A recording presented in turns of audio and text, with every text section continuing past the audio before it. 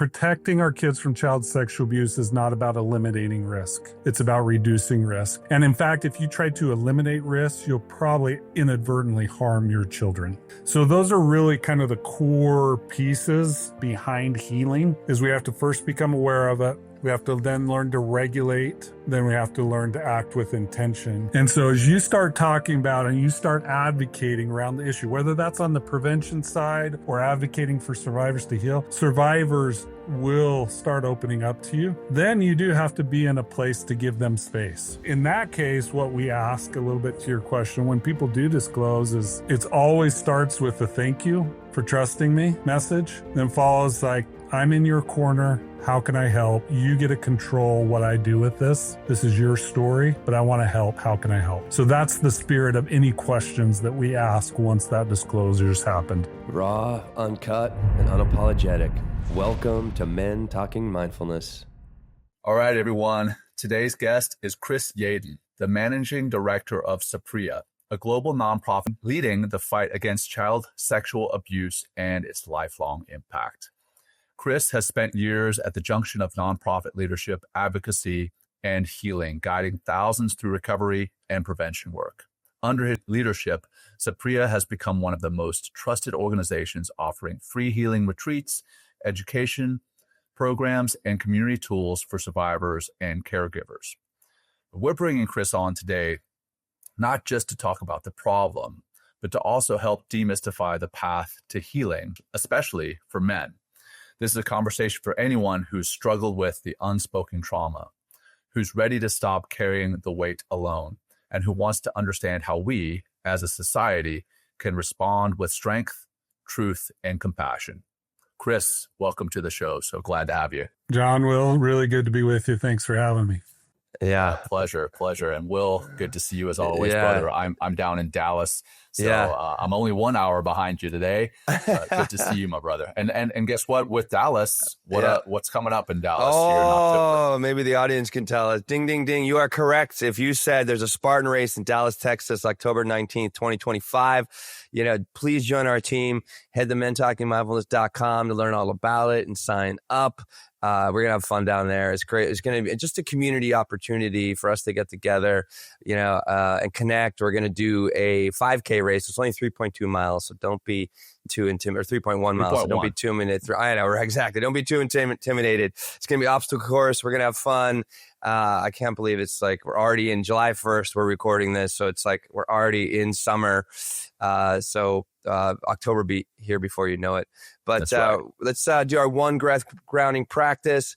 So close your eyes if you like. Exhale the breath all the way out. Drop down with that exhale into this moment, into your body. Take a big, giant breath in through your nose. A little bit more. Fill all the way up to the chest, all the way to the sinus in your head. Hold for 3, for 2, for 1, and exhale. Let it go out. Awesome. And everybody, thanks for checking this out. Thanks for being here. Thanks for tuning in. Hey, leave us a review. Would be great. And all right, Chris, John, let's jump in.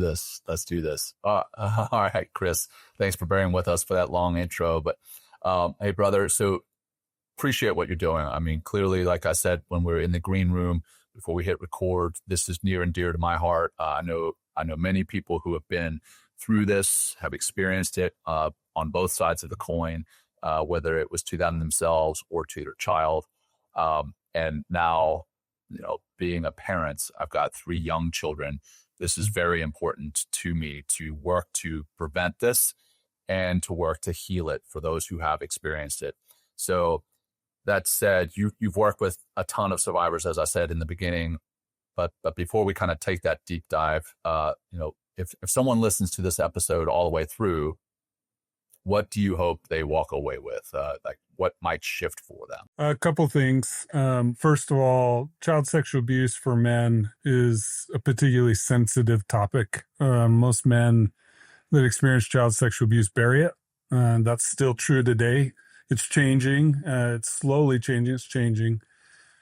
But what I want someone to walk away with, if they're a survivor, is that hope and healing are possible.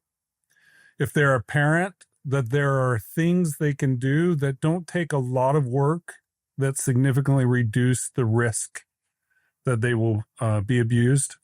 And for anybody else that either doesn't identify as a survivor or as a parent, I would want them to walk away with the importance of feeling emotion to both our masculinity, but also our overall well-being and mental health as men.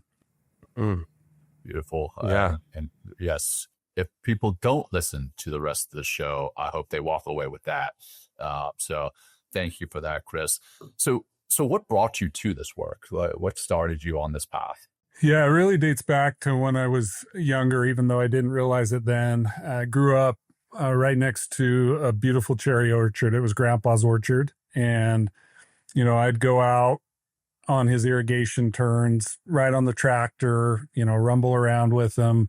Just kind of an idealistic upbringing. You might describe it that way. I spent more time in bare feet than I did with shoes on, just awesome. Just that Gen X latchkey kid, shirt off, bare feet, no cares in the world, right? Yeah, exactly. So that's how I grew up.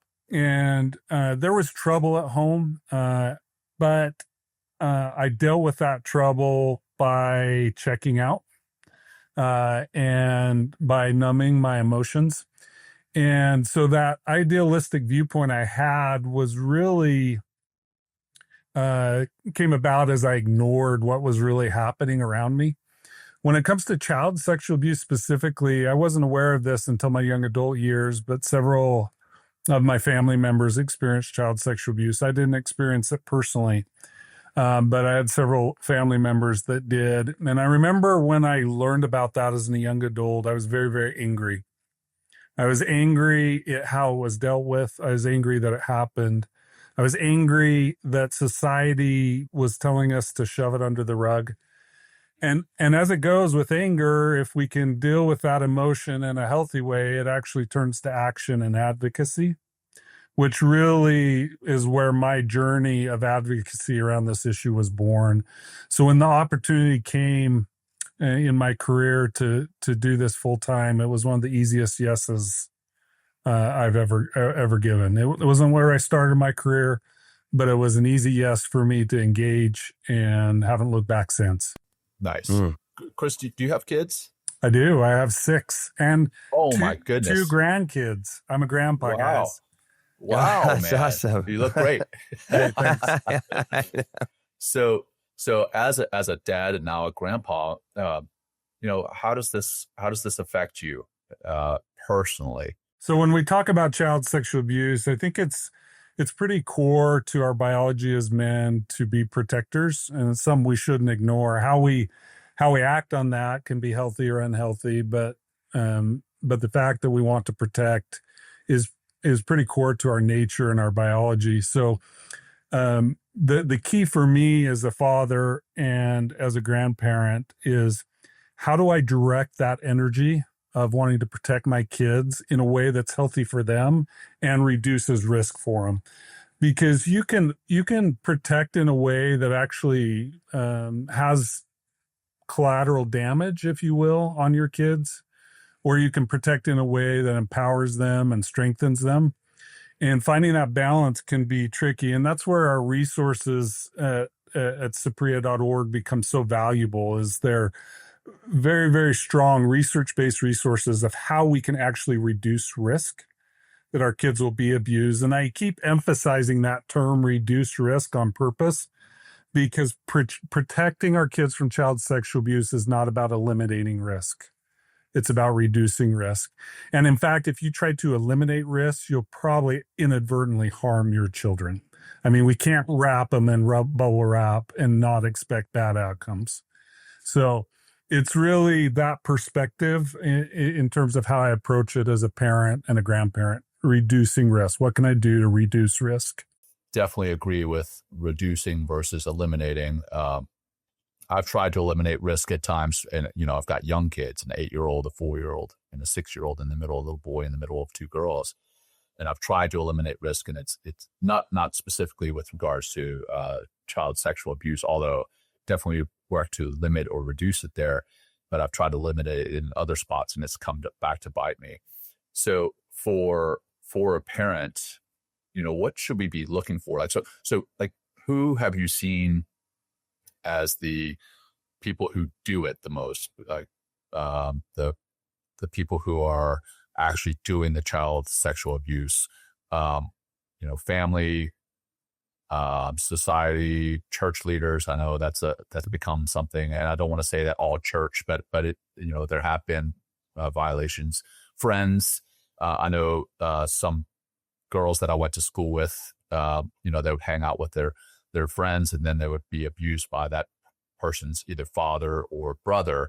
So one, who's doing it that you've seen, and then one, as that protector that you alluded to, or not alluded to, but spoke about before, what should we be looking for in order to prevent it?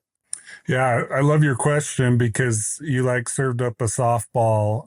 We teach 5 principles to reduce risk, and you served up the softball for number 1, which is assess risky situations and practice navigating them. So understanding the risk is really, really important to risk reduction. So let me just share a few statistics that both answer your question and highlight how we assess risky situations. So the majority of child sexual abuse, meaning over 50%, is a minor on another minor.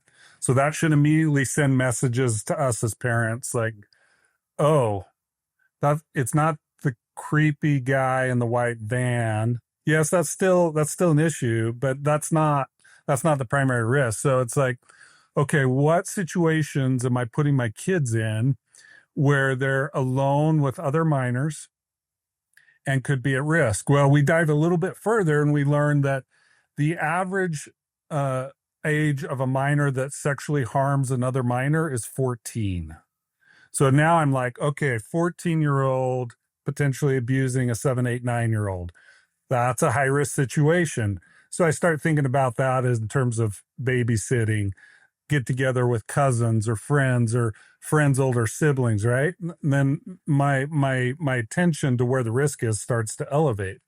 So that's the most common. The other most common is teen on teen sexual assault. So then my brain goes like, hey, first year of dating, have I prepped my kids to be a good date and to find good dates, and how they interact with those dates on one another in terms of setting, holding, and respecting boundaries is really important. Have I empowered them with that? So let me just give you one story. I'm going to give you my daughter. So let me start where the story ends. A couple of years ago, she's now 25. She was 22 at the time. She came to me and she was pretty somber, and she was really struggling with something. She said, Dad, I just found out that a friend in my friend group sexually assaulted several of my friends in high school. And she said, I'm feeling guilty because it didn't happen to me. And I feel like the reason it didn't happen to me is because you taught me about boundaries. So she's dealing with the survivor guilt, right? Of, hey, I wasn't impacted, but my friends were. And she went on to say, I remember this, in this case, it was a boy. I remember this boy pushing on my boundaries multiple times. And I knew how to hold my boundaries, so it never went anywhere. So now let's back up and say, how did we get there? Okay, how did we get there? Well, let's go back to when she was in 6th grade and she came home, or more correctly said, I came home from work, was putting some away in my closet, and she said, Dad, what does the word prostitute mean? I know it has something to do with sex, but I don't know what it means. So think about what's happening there. A 6th grade girl is asking her dad a question that has to do with sex. She knows it has to do with sex, but she feels comfortable doing it anyway. That's because there were lots of risk reduction conversations that led up to that. Fast forward to when she was a sophomore in high school, a boy kept hugging her. She didn't like it. He wouldn't stop. She came and talked to us. We said, well, we've been teaching you about boundaries. This is a good chance to practice. We can intervene if you don't want to practice right now. It's our job to protect you. What do you want to do? She came back about a week later. She said, let me try.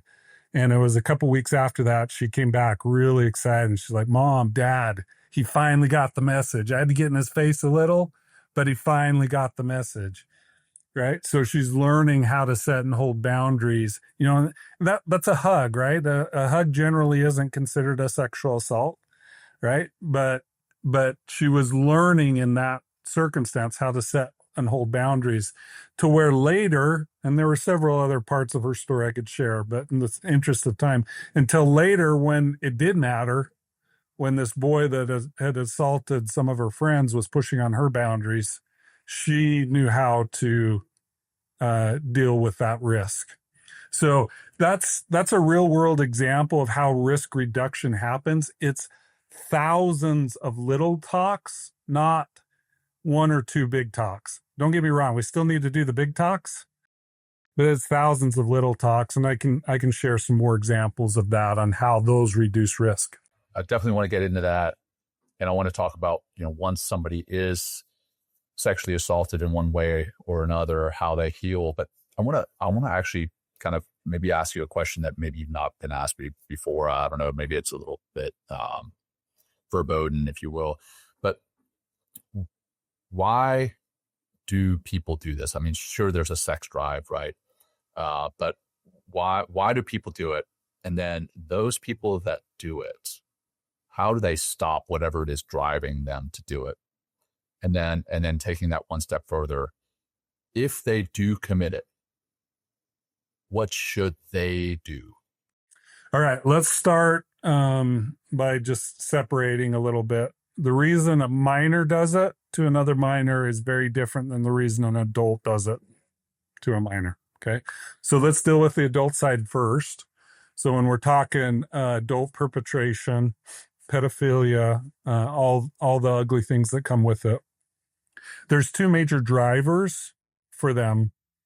One is a compulsive, even might be described as an addictive need to control other human beings, is a major reason that it's done.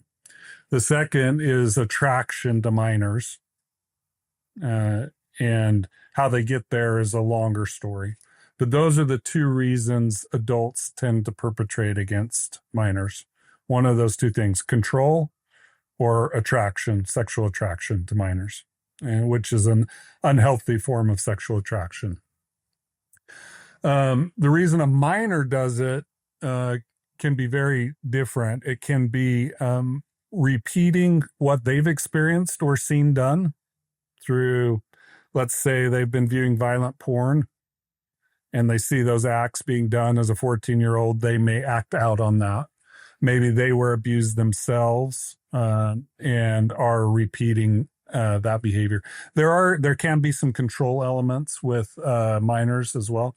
But one of the major differences between minors and adults is minors have really low recidivism, especially if it gets addressed, which goes in a little bit to your other question of what do you do, right? And maybe more importantly, what do you do as a parent if your minor child harms another child sexually, right?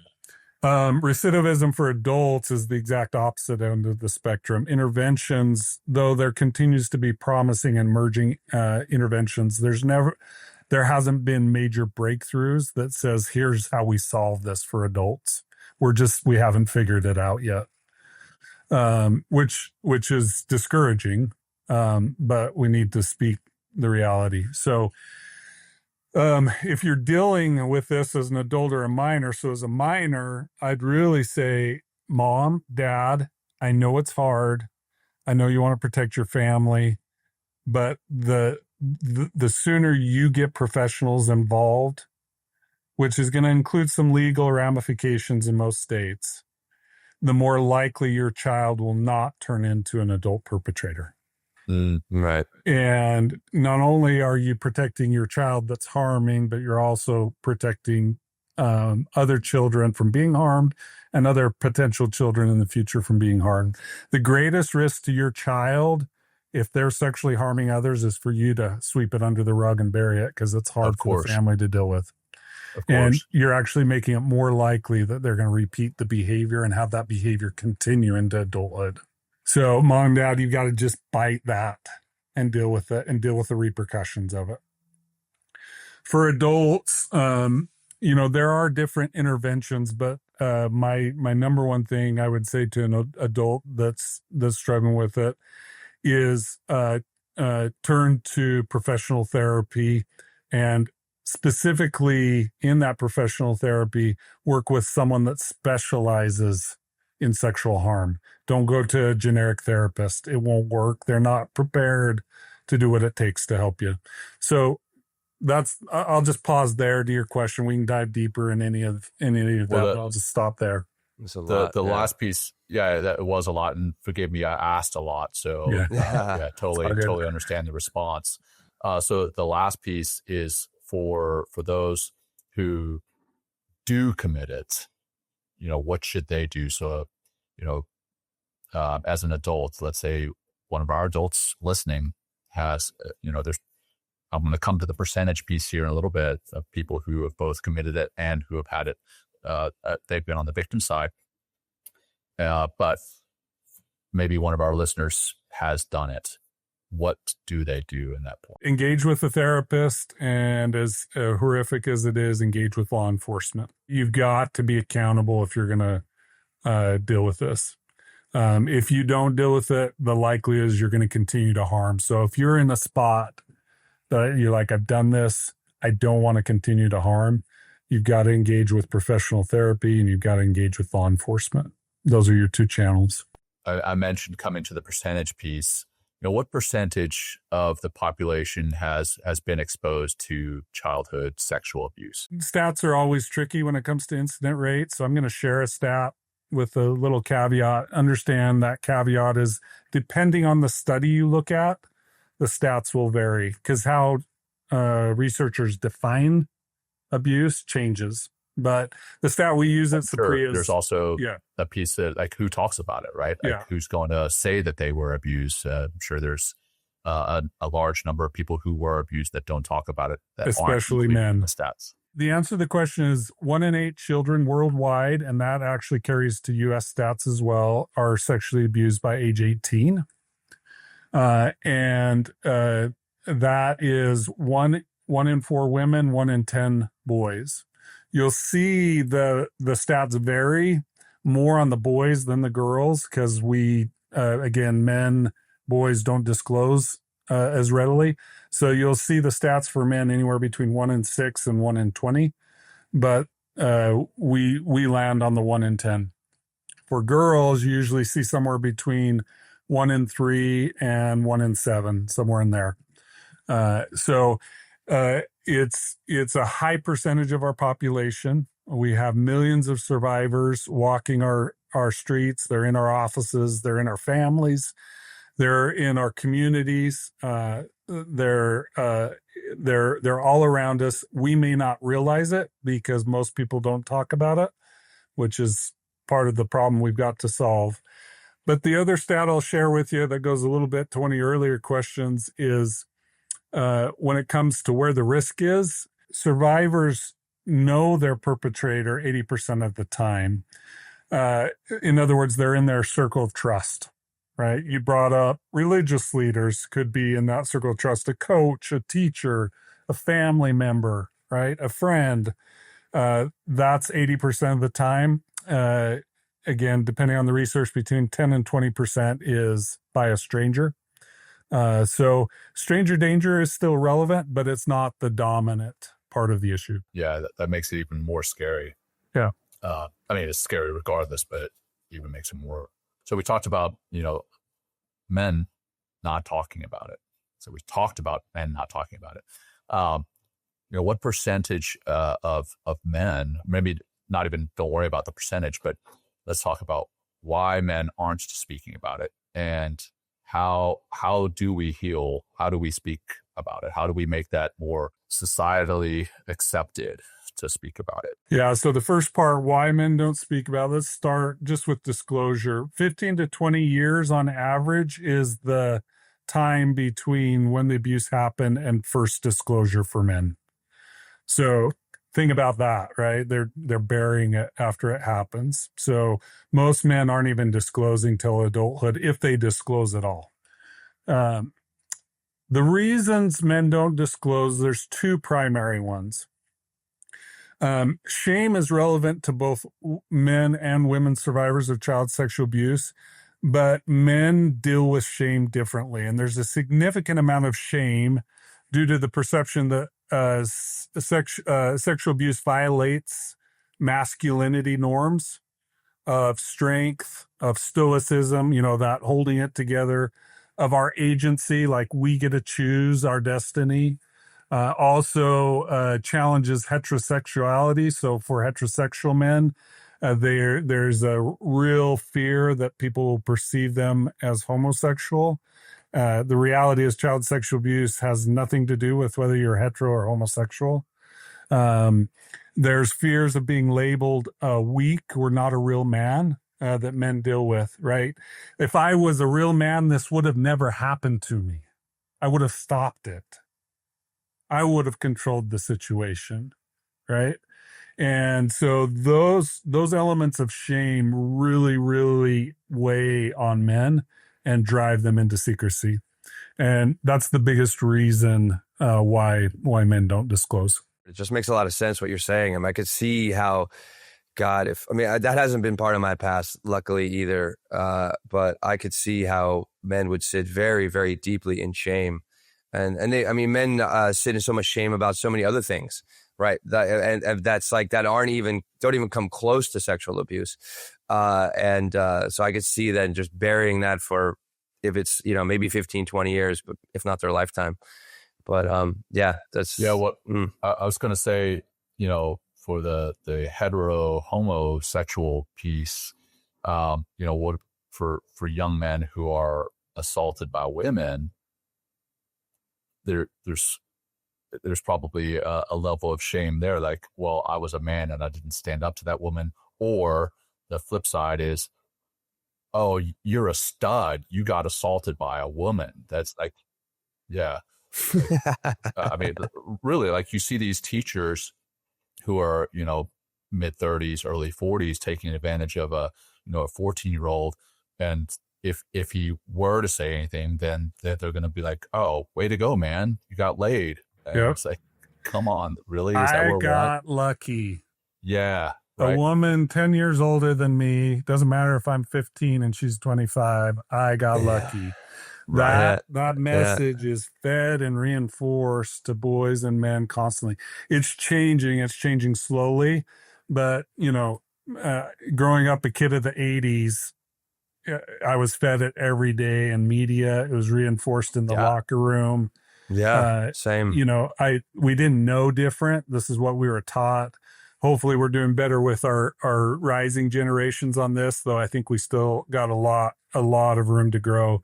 But the message we've sent is boys and men of all ages should always welcome and be ready for sexual experiences. Always, right? It's what makes you a man.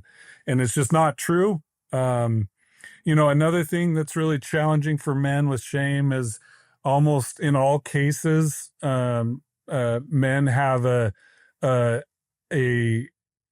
sexual response when they're abused, right? And so, they have a genital response. So they're like, well, it felt good. Yeah. Yeah. So I must not have been abused, right? Mm. Again, it doesn't matter that she was 10 years older and coerced me or, manipulated me into it. Sure. It felt good. So, it must not be abused. So they often don't even perceive when they've been sexually abused until later in life. They look back and go, wow, that wasn't right. That wasn't right. Right. And if they did say it to some of their friends, because they're like, hey, I got abused, that people be like, oh, you didn't get abused. That was awesome. That's awesome that happened to you, which is terrible. Right. Well, okay. So as a man or for anybody for that matter, how does a victim begin the journey of healing? The first step is to develop emotional attunement. Think of attunement as tuning in or really becoming aware of your emotions. What happens so often, this is true of men and women, one of the most common ways they deal with the trauma is by numbing their emotions. If they don't feel, they don't have to deal with it. And they don't make a conscious decision to numb. It's a survival response that our bodies and brains, our nervous system specifically, do automatically without us thinking about it. But as those emotions are numbed, we have to reawaken awareness to those emotions, and emotional attunement is the way we do that. We develop a self-awareness around it. We can talk more about any of these principles if you want to dive deep. But once we're more aware of these emotions, we've learned to attune to them, then we have to start to learn to regulate those emotions and then act with intentionality and develop new ways to manage or deal with the trauma we experienced. So those are really kind of the core pieces behind healing. Is we have to first become aware of it. We have to then learn to regulate. Then we have to learn to act with intention. Because what usually happens for most survivors is their nervous system drives certain behaviors as a way to respond or cope with the trauma, and those become automatic for them, and many of them become unhealthy. So it could be substance use, could be bad relationships, could be issues with sexuality in terms of their sexual experiences, could be shame that we talked about. So their brain's feeding them these messages. And so often they don't connect those messages that are unhealthy to their abuse. As they attune, start to regulate, and become intentional about how they respond to their emotions, they're able to start parsing that out and making sense of what happened to them and choose a different path.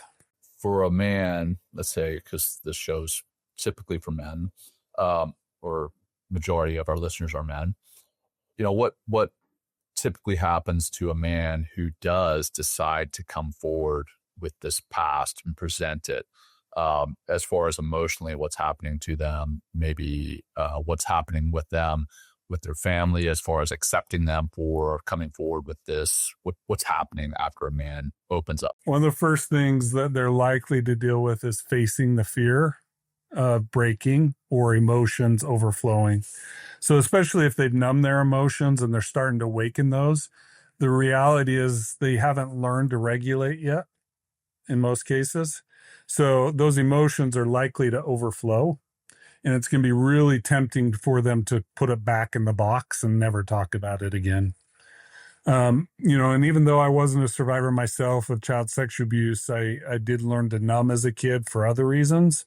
And I've had to learn, my first 25 years of my life were about numbing. My last 25 years have been about learning to feel again. So I get this fear, and it's really intense. I remember when my daughter said, anger was the last emotion that I learned to reawaken. And I remember walking down the hall of my home and hearing my daughter say, "Why is my dad acting like an angsty teenager?" And in that moment, I just wanted to put it all back in the box. Like, I do not want my daughter to know me that way, right? But I was learning how to deal with anger for really the first time in my life. So for survivors, they're going to go through the same thing. They're going to have new experiences emerging. And it's almost as if they're having to relearn how to experience these emotions. And that is very, very scary. And it's very tempting to just shove it back in. And there were times in my own life where, I kind of had an awakening, shoved it back in, awakening, shoved it back in. And so just being willing to allow yourself time to suffer is a really, really, really important starting principle. As you deal with that fear, kind of suffering isn't the opposite of fear, but when it comes to emotions, in my mind, it is how we regulate fear, is we allow ourselves to just sit in it and suffer with the pain and experiences that come up with it and give ourselves space to suffer. And many men fear that if I allow myself to suffer, I'm giving in to being a victim. It's actually the opposite. Your victimhood is wrapped up in your unhealthy coping behaviors, not in your suffering. Your suffering is what allows you to rewrite a new story and to overcome that victimhood. So really allowing yourself room to suffer is really, really important. We could go through a bunch more, but I'll just leave it at those two. acknowledging that fear, allowing yourself room to suffer, those are kind of those two early stage things that are really important when you start dealing with this. Well, with that, allowing yourself space and time to suffer, what about allowing others who have experienced it time and space to suffer, and specifically those who may not have opened up about it? And what I mean by that is, one, like, what signs should we look for potentially to potentially identify someone who may have experienced sexual assault, sexual abuse, and like, what questions should we ask, of our family, our children, maybe of friends, right? As a group of men, and somehow you suspect that of another man, what should you look for? What should you ask? Yeah, I would say you don't need to ask anything. You need to do something. Okay. What is it that we should do? Yeah, let me give you a real example. So, I shared a little brief version of my history with the issue, but it was, a little over 10 years ago now that I started working in it full time. And what I did is my behavior started changing. I started talking about the issue a lot more. I started advocating around the issue a lot more. And immediately that created a place of safety for survivors to talk to me. I wasn't planning on that happening, but it was crazy what happened. So I'm talking about people I've known all my life, or family members on my wife's side that I've known for 30 years, or friends that I've known for 20 years. Like, these are people I'm close to. I had no idea they were survivors until I started advocating and became a safe place for them to disclose. It's less about asking people anything and more about becoming an advocate. You're going to have, I'd be surprised if you don't have this experience coming out of this podcast. Someone that you love and know is going to listen to this podcast and say, thank you for talking about that. You know what? I've got my own story. I'm the 1 in 7. I would be floored if that didn't happen to you over the next few months. And so as you start talking about and you start advocating around the issue, whether that's on the prevention side or advocating for survivors to heal, that probably doesn't matter which side you're advocating around, or both. But as you start saying, hey, enough's enough, we're going to deal with this as a society, and I'm going to be part of that, and I'm going to talk about it, survivors will start opening up to you. Then you do have to be in a place to give them space, right? It's not about fixing right then, right? So in that case, what we ask, a little bit to your question, when people do disclose, is, it's always starts with a thank you for trusting me message, then follows like, I'm in your corner. How can I help? You get to control what I do with this. This is your story, but I want to help. How can I help? So that's the spirit of any questions that we ask once that disclosure's happened. Yeah. I've some of the work that I do with men, it's amazing what happens when you do create that space for them to just non-judgmental, I'm here with another man holding space for them. And when you said and the big key of that is trust. And when you have that trust and you create that space, it's absolutely amazing how a man can quickly transform, or just feel that support. And they begin to release from all that like maybe that shame cycle that they keep living in, and that shame cycle is just probably exacerbating a hell of a lot of numbing, a hell of a lot of bad habits. But just having that opportunity and to have the willingness to do that is just huge. Just anyone out there listening, like, if that person's out there in your life that you can share something this deep with, like, it is just incredibly beneficial to do something like that. It's awesome. You mentioned it there, Will. Some of the things that people do, and you've mentioned it too already, Chris, is, drinking or avoiding. There's different ways that this trauma shows up later in life.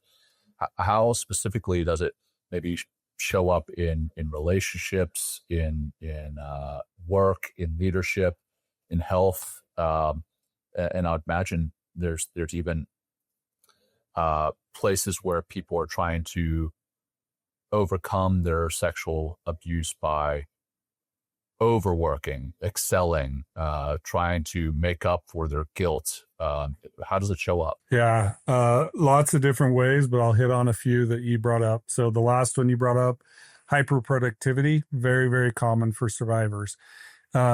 Survivors of child sexual abuse are some of our most accomplished people in all of society, because if they can stay focused on whatever they're being productive around, they don't have to deal with the emotions that come with sitting with their thoughts.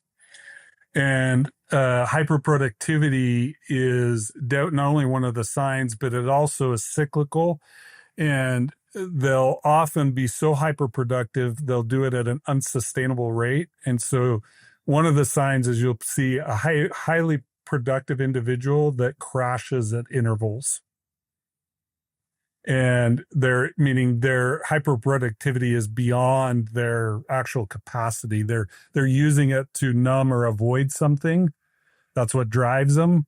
But eventually their body crashes, and they go through that crash and then re-engage in a hyperproductivity cycle. So that's definitely one of the signs. Some people are just more productive than others. And if they're in a sustainable level of productivity, it's probably not unhealthy. They're probably not using it to numb or avoid. But if it's following that cyclical pattern, there's a good chance they're using it to numb or avoid something. What's also so dramatic is how you speak of it. It's like, oh, hyper productive, getting stuff done. Like, maybe they're probably even bragging about like 80-hour work weeks or something like that. Living in their work, putting all their full investment in their work, and then the crash comes. It's like, so it's just like a spike and a fall, a spike and a fall. Instead of like, someone that's more healthy, that has, I'd imagine, a more a healthier outlook, and they're not kind of running from the shame. Like there's a little more even keeled, or at least to have healthier ways to cope with like the hyperactivity in their work and stuff like that. Definitely. A few other signs that are really important. So, substance use is a major one. So substance use, what it does is it blunts the emotion. So it's a type of emotional numbing, but it's actually blunting or making the emotion less intense or less active. So it really impacts what's called emotional reactivity. And so use of substances, rarely does someone use substances as a primary issue. They're almost always dealing with something from their childhood. It could be something other than childhood, but most often from childhood, and not just sexual abuse. It can be many other childhood traumas. But most individuals that work through substance use are numbing something from childhood.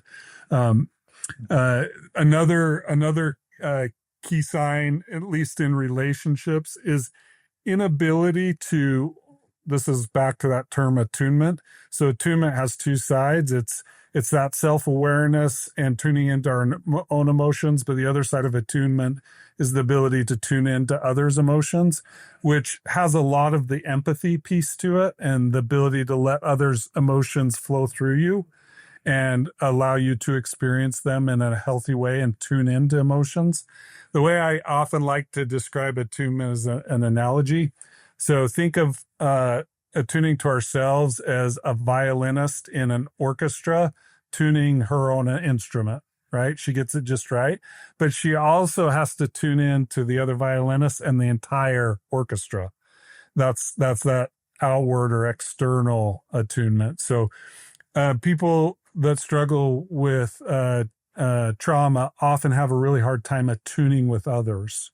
And so they can't give and receive in relationships in healthy ways. So a lot of them deal with dysfunctional relationships as a result. And they may just say, my marriage is just on the rocks, and that's where they leave it. They're not even connecting the dots back to, well, I have some unresolved trauma, and until that gets resolved, I don't really have the ability to give or receive in a relationship. There's many others, but those are a few of those signs. And I imagine, in the sexual side of a relationship, it shows up in a big way as well. Not just the attunement, but I mean, I'm sure that awakens all sorts of memories in the bedroom. So, all right. Well, in the interest of time, I'll continue here. But we talked about the different perpetrators and where they might come from. They might come from coaching. It's within that trusted circle, right? Coaching, church, teachers. Where are these various institutions falling short? So churches, schools, families, where are we falling short? There's actually a lot of good news on that front. We've still got a lot of work to do, but there's a lot of good news, right? So a lot of the media that talks about maybe a church or school system, rightly so, is based on survivors later on in life seeking justice. So if we're talking about someone that was abused 40 years ago compared to and how these organizations operated compared to today, they've made major changes. And there's actually some good research on this. They did some comparison groups of age cohorts of youth's experiences with what are called youth serving organizations. So youth serving organizations are groups like scouting, boys and girls clubs, right? They also looked at faith communities. They also looked at schools. And every single one, except for schools, and we can talk about why, has made significant progress according to this research over the past 20 years, because almost all of them have implemented risk reduction methods. Like scouting got really, really big on 2 deep leadership. It's a major risk reducer, right? They started implementing trainings for all leaders, doing background checks.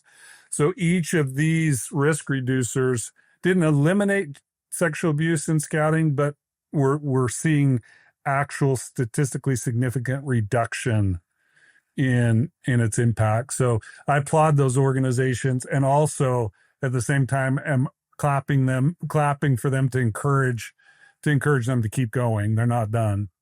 Schools are the ones that actually have not made any progress and may even have taken a step backwards. And you had mentioned why that was. What is that? Yeah, they haven't done a good job implementing protocols like these other groups, like churches have done, or youth serving organizations. Number one, that's the big one. Also, there's a high level of loyalty in the education profession to one another. So there's some really interesting research that looks at why teachers don't disclose when they see unhealthy behaviors of other teachers.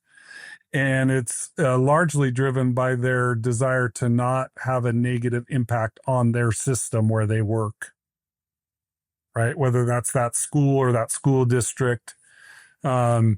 And the absence, the controls put in by those organizations and the protections to reward teachers for protecting rather than reprimand or punish teachers for reporting, the incentives aren't there for them to change their behaviors. And they're not changing their behaviors. Sure. Well, that's hard to hear. Yeah. Okay. So we talked earlier about the young men who may be abused by a woman who's 10 years older, and they're also going to have a sexual response that, and it may feel good. So in their mind, they may question, was that abuse? Yeah. How does a young person identify that as abuse? 100% of the time, with very few exceptions, if it's an adult on one side and a minor on the other, it doesn't matter how consensual it felt to that minor, it was abuse. Our laws are clear on it, and the laws are driven by how the brain develops. And the law has determined, and I agree with it from a clinical standpoint, a teenage brain is not developed enough to consent to sexual activity with an adult. There are a few exceptions to that. They're called Romeo and Juliet laws, where if the adult is close in age, so think like an 18 and a 17-year-old, then it is considered consensual and not considered abusive. But when we're talking a 10-year difference and you've got a minor and an adult, it's 100% of the time non-consensual and abuse. No matter how that 15-year-old boy responded, reacted, wanted, engaged, didn't engage, doesn't matter what their behaviors were or are, that was abuse 100% of the time. Got it. Well, thanks for drawing that line. It's pretty clear. So, all right, Will, I want to turn it over to you, my friend. Well, so you mentioned earlier about, some of the, I actually watched a video on you as well about ways that you can teach your children prevention. You talk about eliminating risk, but there's a few others in this video I saw that I thought would be very good for our audience to hear, because this is something that's real. And, let's actually create a society where maybe we shift the numbers from 1 in 4 to, 1 to 1,000 eventually. So what are some of those other risks or the prevention things that we can teach our kids? Just drawing back on my story with my daughter, I brought up one, but I want to reinforce it. And that is setting, holding, and respecting boundaries. So that first principle was assess risky situations and practice navigating them. Second one is set, hold, and respect boundaries. So that came out in her story.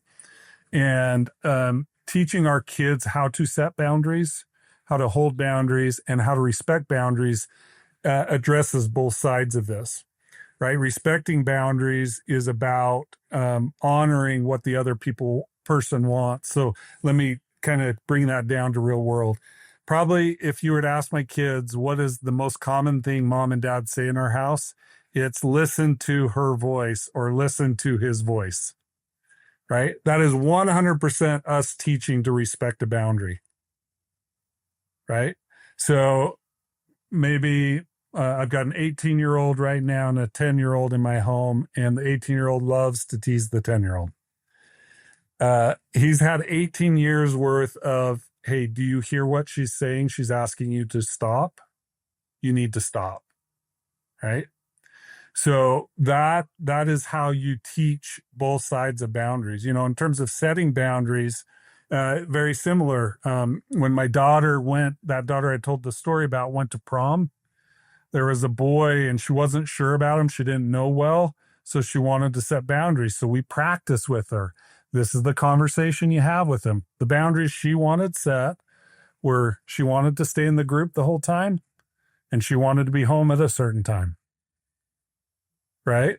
So we worked with her to say, okay, this is how you have that conversation, which, by the way, kind of a funny story. She said, Dad, I want you to also talk to him when he comes. So I did. So I invite him into the room, right? And I asked him one question. Cleaning your gun. Yeah, right. Typical. So he's sitting down and I'm like, hey, Christy's my wife. Christy and I work really hard to keep Sophia, our daughter, safe. What are you going to do to keep her safe tonight? And his foot started patting on the floor. It was like when you scratch a dog right in that right spot. It was going, he was nervous. But then he gave an amazing answer, after thinking about it. He said, and I won't get it exactly right, but he said something to this effect. He said, no alcohol, no drugs. We'll stay in our group. We'll keep our clothes on. I said, great. Go have a great time. Nice. Right? So modeling that behavior of setting, holding, and respecting boundaries is important as well. So teaching them to do it, but also modeling it. And when you see your children's boundaries being violated, being able to determine, are they equipped to deal with that? Like if I have a 15-year-old daughter and she has a 40-year-old man pushing on her boundaries, that's not the time to teach her to set her boundaries. Right? There's a power difference there. That's the time for me to intervene and step in. Right? And maybe I can use it as a use case after the fact to teach her and say, hey, this is how you might handle a situation like that as you continue to grow up. But we need to have realistic expectations. One of the hardest things around teaching, setting, holding, and respecting boundaries is around body language. In teaching our kids to read body language. The reason why, particularly with sexual violence, the most common response to sexual violence, the nervous system response is to freeze, which means they're not going to fight, they're not going to flight. and they're going to freeze. And some, especially teenagers, construe that as consent when it's not, right? They're freezing. And so you got to teach, hey, if they're not into this, like if you're trying to kiss her and she's not into it, you need to stop, whether she says stop or not. Right. So learning how to teach them around boundaries with body language. So it's hearing the verbal cues, but also reading the body language. So that's really, really critical to setting boundaries. Another thing we do, another one of those principles is teaching sexual health to our kids. One of the biggest challenges of kids being abused is they don't have words to describe what's happening. So they don't talk about it, giving the parent a chance to intervene. So remember my daughter's story about saying the word prostitute? The reason she was able to say, and I know this has something to do with sex, is because we had talked to her about sex at an age-appropriate level, right? And so we've got to have that dialogue. That's another big risk reducer. There's others, but those are a few more. Well, no, I think it's also kind of part of the subtext. What you're saying is having a strong relationship with your child, having having space for them, continually working on that bond, so you can actually have those conversations with them. So, and having them be comfortable, and you making the comfort in those conversations as well, instead of because there's a lot of, in my family, I grew up kind of Catholic, and there's a lot of shame around sex. Like there's never there's never a conversation really about sex. I remember I mentioned this in the show before, I had this girl come over. My parents left the house. I asked them 9 times, when they're going to come home. I had this girl come over, I tried to play around a little bit. I was really nervous, really shy. And sure enough, parents got the message that I was having someone over because I asked them when they're coming home 9 times. So, I threw out the back door, as my parents came in the house, right? They came in and and I thought there was this moment, I think I was 15 or something like that, 14. I'm like, all right, I'm really going to have the birds and the bees conversation. And, my father looks at me and he's like, instead of I was really wanted to have this conversation with him, or just be brought into my manhood a little bit, if you will. And he just looks at me, he's like, oh, it's a sin to spread your seed. And I was like, there's distortion in reality in some way. I know. I was like, what? This is it? So anyway, I'm glad you have a healthy relationship with your kids, and obviously it's proven very valuable in order to have that relationship with them.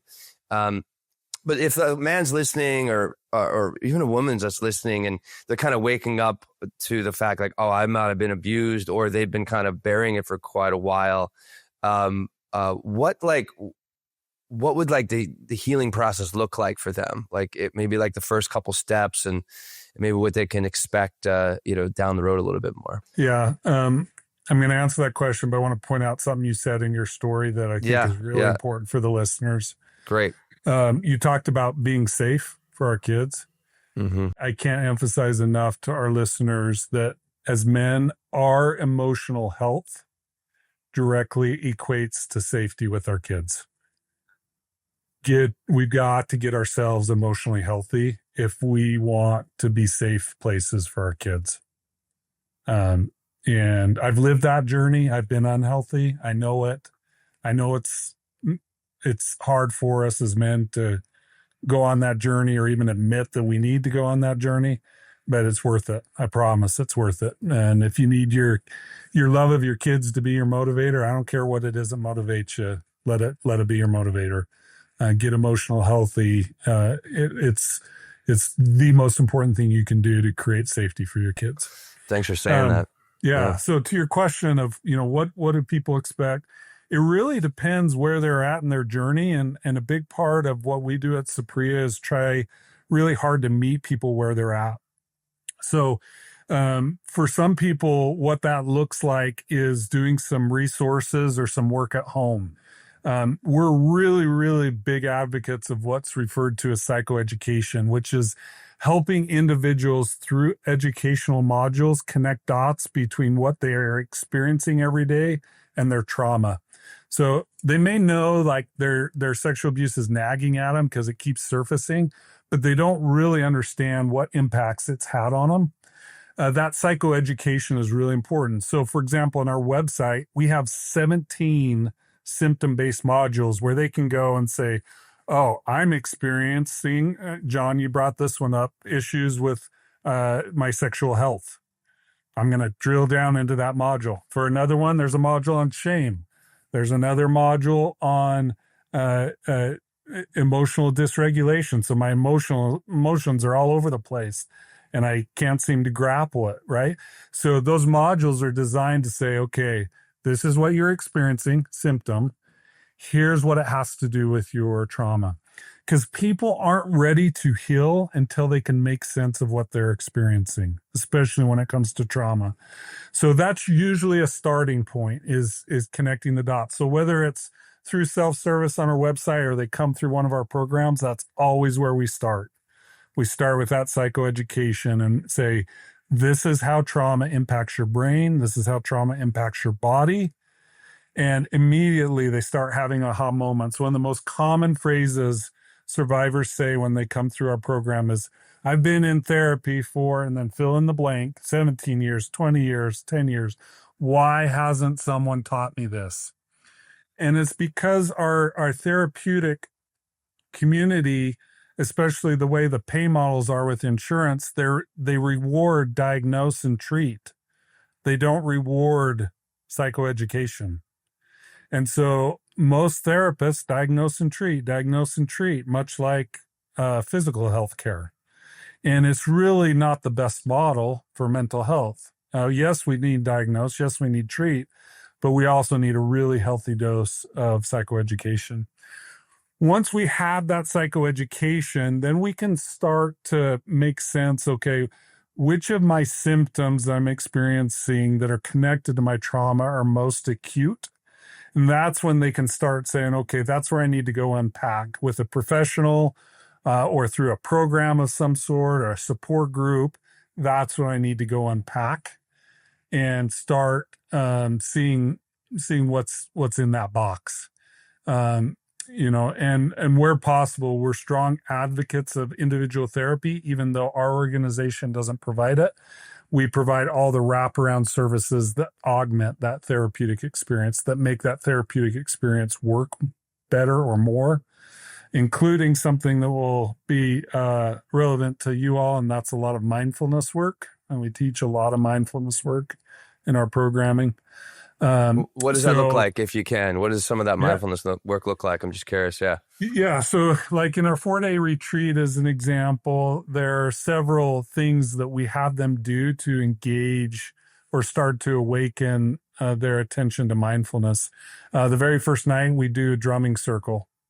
And, I love it. Yeah. That drumming circle, right, starts regulating the nervous system. Hearts start beating in unison with one another, right?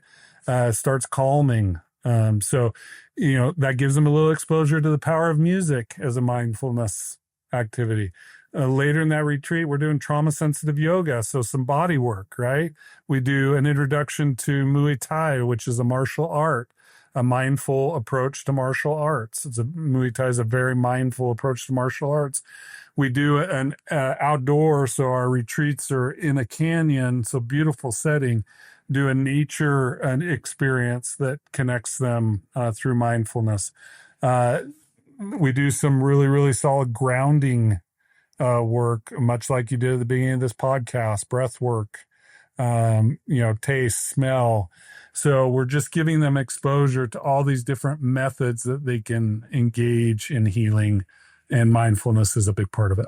I'm glad you're bringing those. Well, we need to get back in touch with the moment. We need to get back in touch with our emotions. We need to get to our body. We need to get in touch with other people. We need to get in touch with the environment. I mean, that's like, and then we're here. We're present. We're now. Instead of being lost in our thoughts or isolating ourselves even further. So I'm so glad you're doing that. I mean, and it sounds very therapeutic for the men that go through the program, or just anybody that's going through it. What does it look like? Somebody that's gone through your program, or maybe another program, has kind of woke up, dealt with this trauma. What are some of the the outcomes you see that for people that have gotten the other side of this trauma that's been damaging them for years? Yeah, so we have some great news there. We measure three things. And we've been working with women in our programming a lot longer than men. So the ones I'm going to share with you are specific to women. We still need more time to see if they carry for men as well. But here's what we see. So going back to that retreat program that I shared with you, we measure post-traumatic stress symptom reduction, coping efficacy increase, and I'll explain these for your listeners, and then overall well-being or life satisfaction indicators. So on average, a woman that comes through the retreat, we track them over a 12-month period, experiences on average a 37% reduction in post-traumatic stress symptoms. So that, what does that look like in their everyday life? So as they're stop by the store on the way home from work and are going, pushing their cart down the aisle, a person walks by them and smells like their perpetrator in the past that would have triggered them, may have gone into a panic attack, had to leave the store feeling really discouraged. When you have a 37% reduction in symptoms, it just basically means you're being triggered less by those types of day-to-day experiences.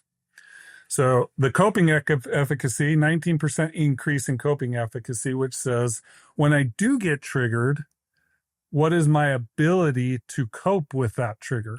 So it increases by 19%. So when you have a 37% reduction in post-traumatic stress and a 19% increase in coping efficacy, then you have what we call our life satisfaction or well-being indicators, which is basically a measurement tool that measures how they perceive their life as a whole and how their well-being is as a whole. We see a 45% increase in well-being indicators or positive well-being indicators. So for those that come through our program, if you read some of their stories, they're going to say it was life-changing. That's the data that explains what they mean when they say it's life-changing. If any of us could walk out of here and say 12 months from now, my life is 45% better, we'd be like, sign me up. Yeah, right. Right? Yeah, exactly. It fundamentally changes their day-to-day experience. Healing is a process. You don't heal in 4 days. You don't heal in 12 months. It's a process. But they are that much better equipped to manage their day-to-day experiences, and it changes their lives. It changes their relationships. We refer to it as, and the industry often refers to it as post-traumatic growth, meaning they go through major growth cycles as they kind of unload this trauma. Yeah. They are like poised for major growth in their life, and that's called post-traumatic growth. So they're usually going through major positive growth cycles in their life. There's just so much good that happens. Yeah. I love that you're doing this work. It's really needed out there. Thank you. Just a couple more things before we close. It's like, so, this is a very heavy topic. And you do this work all the time. Where do you see, you mentioned some of it already, like the community is the way that they're kind of vetting their people, but where do you see more of the light kind of breaking through, this such a deep and heavy load that people carry? I have hopefully not an overly optimistic, but a very optimistic view of humanity, and particularly those in our country. I know there are a lot of people wringing their hands about our country and what is or isn't happening. I have a very different view. I see, if we take the United States, anytime we finally are willing to face a major issue, we figure it out, and we change, and we make progress. Whether that's smoking cessation, civil rights, whether it's what's that? Seatbelts. Seatbelts. I know it's for real. I mean, that was real. Seriously, it's a big deal. Right? Yep. It's when we acknowledge an issue, we deal with it. And we are seeing, particularly over the last 5-7 years, Americans are finally waking up to the issue of child sexual abuse. They're finally talking about it. It's still not comfortable for people to talk about it, but they're talking about it anyway. We're on a podcast. right now talking about it. This is societal change. Right. And when Americans are willing to talk about an issue, we have a track record of finding solutions to that issue. So for me, that's the bright light that I'm not moseying to, not walking to, I'm running to. Yeah. I believe we will solve this issue. I don't know how many generations it's going to take, but I believe we can solve it and we will solve it. There's also like a natural galvanizing force when we're like, this is about the kids. You know, we're able to put aside our differences politically or whatever, or religiously, whatever it is. But when you talk about the kids, it's like, you know, people really begin to stand up, you know, and because I'm so glad we have that. I mean, that's so much of a lot of the decisions we make in society is like for our kids, and I love the fact that you're protecting them. And last thing, yeah, John, anything? No, I was just saying, heck yeah. I mean, I love having anybody protect kids. You know, they're so vulnerable, they're so innocent, and just kind of assume the best of everybody. And the predators are out there. So, you know, again, as I said before we hit record, as I said, since we've hit record, I appreciate what you're doing as a father. Yeah. So yeah. Yeah. Let's wrap it up. Well, yeah, no, anything, Chris, we've covered a lot of ground here. Anything, parting words or something you feel we need to mention before we close? I think I'll just kind of end where we started, where you shared or asked me what are some things that I hope for. I hope for the survivors listening to this, that you walk away feeling that hope and healing is possible. We've got your back at Saprea. Come to saprea.org. All our resources are free. We're a nonprofit with generous funding from kind people. For those that want to fight the issue, protection is possible. There are resources that you can use to help protect your kids. You can also, you know, get into the fight with us if you want to support us financially or spreading the word or whatever it is as a nonprofit. We welcome that. We need your help to get this spread far and wide. And then to that last topic, just around emotional health as men, let's stop numbing our emotions as men. That takes work, but it's worth it. It provides health for us and safety for those we love. And so those are my parting words. That's and you plugged yourself in those parting words as well. So that was another kind of question I had. But I mean, I know you're active on LinkedIn, you know, so you guys can hit up Chris Yadon on LinkedIn for sure. And John, anything before we wrap this up? We'll wrap it up with a closing breath. So Chris, we opened it up with a grounding practice. We close it up with a grounding practice. Awesome. And, you know, some of our listeners may very well need this after this discussion. Yeah, for real. Yeah, I agree. I have a feeling some people are going to be reaching out to us, letting us know, maybe opening up to us the first time ever, because the space has been opened up. So I'll throw that out there too. Yeah. You know, Will and I, we're here for you all as listeners, as viewers. You know, we're doing this work for you all, for ourselves as well. But if you do watch this and you get a sense that you need to open up and share what it is you've experienced, or if you just want somebody to listen, we're here for you. So please reach out. And then I know Chris is there too. I mean, I don't want to put words in his mouth, but that's literally what he does for a living. It is. To me. Yeah. So, all right. Well, let's wrap it up with this grounding practice. You know, just bring your attention to your breath, put your feet on the ground. And if closing your eyes is available and safe to you, then I invite you to do so. Otherwise, just keep doing what you're doing with your eyes. And let's begin with one exhale. Nice exhale, bringing your belly to your spine, holding empty at the bottom. And then a nice, long, slow, deep, intentional breath in, holding full at the top, and releasing.